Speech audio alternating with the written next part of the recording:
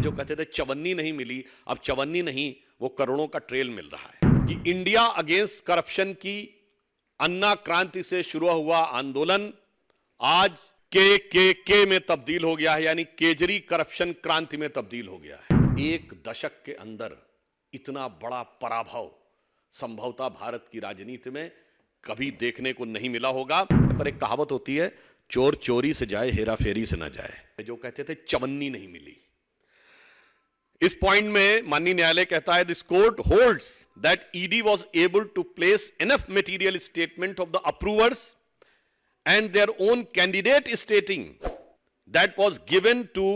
For Goa elections, it completes the chain regarding the money sent for Goa elections. यानी जब उनके स्वयं के प्रत्याशी ने यह बयान दिया है कि उसको इस प्रकार का धन इसी स्रोत से प्राप्त हुआ है, तो यह प्रथम दृष्टया इस संदेह की पुष्टि करता है कि पैसा कहां से आया। जो कहते थे चवन्नी नहीं मिली, अब चवन्नी नहीं वो करोड़ों का ट्रेल मिल रहा है। इसलिए हम ये बात साफ कहना चाहते हैं कि इंडिया अगेंस्ट करप्शन की अन्ना क्रांति से शुरू हुआ आंदोलन आज के में तब्दील हो गया है, यानी केजरी करप्शन क्रांति में तब्दील हो गया है। एक दशक के अंदर इतना बड़ा पराभव संभवतः भारत की राजनीति में कभी देखने को नहीं मिला होगा। और इसी के साथ एक बात और साफ हो गई है कि ये तथाकथित इंडी गठबंधन के नेताओं ने उसी रामलीला मैदान में जहां इंडिया अगेंस्ट करप्शन की क्रांति हुई थी, वहां जिस करप्शन को लेकर रैली की थी, अब साफ हो गया कि केजरीवाल जी विगत 30-35 वर्षों से जेल के अंदर बाहर जाने का जो क्रम चल रहा था, वो तमाम नेता श्री लालू प्रसाद यादव जी से लेके शिबू सोरेन जी से लेके डीएमके के नेता करुणानिधि कनिमोझी ए राजा से लेके अन्य नेताओं से रत्ती भर भी अलग नहीं हैं। न्यायिक दृष्टि से वो ठीक उतने ही दोषी हैं जितने नेताओं के साथ आज खड़े थे। तो आप सोचिए वो कहां से कहां खड़े हो गए। और उससे ज्यादा गंभीर बात यह है, आज आपने देखा कि तृणमूल कांग्रेस के सांसद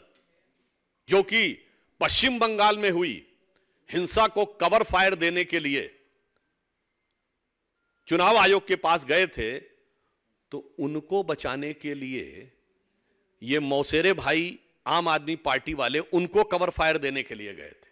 अर्थात इन पार्टियों का चेहरा और चरित्र पूरी तरीके से उजागर हो गया है, जब यह साफ साफ कहा जा सकता है कि आज जो कुछ हुआ है इसने भारत की राजनीति में जन सामान्य के लिए और भारत के प्रबुद्ध नागरिकों के लिए एक प्रश्न छोड़ा है कि कई बार यह नई राजनीति के प्रयोग का छलावरण लेकर जो लोग आते हैं, उनकी अंदरूनी हकीकत क्या होती है, यह पूरी तरीके से आज साफ साफ सबके सामने आ गया है। जिसे कहते हैं, मतलब इसको मैं जब तक निर्णय ना आ जाए तो मैं शब्दशः न लिया जाए, पर एक कहावत होती है, चोर चोरी से जाए हेरा फेरी से ना जाए।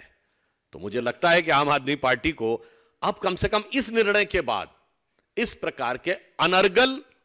बयान देने से बाज आना चाहिए।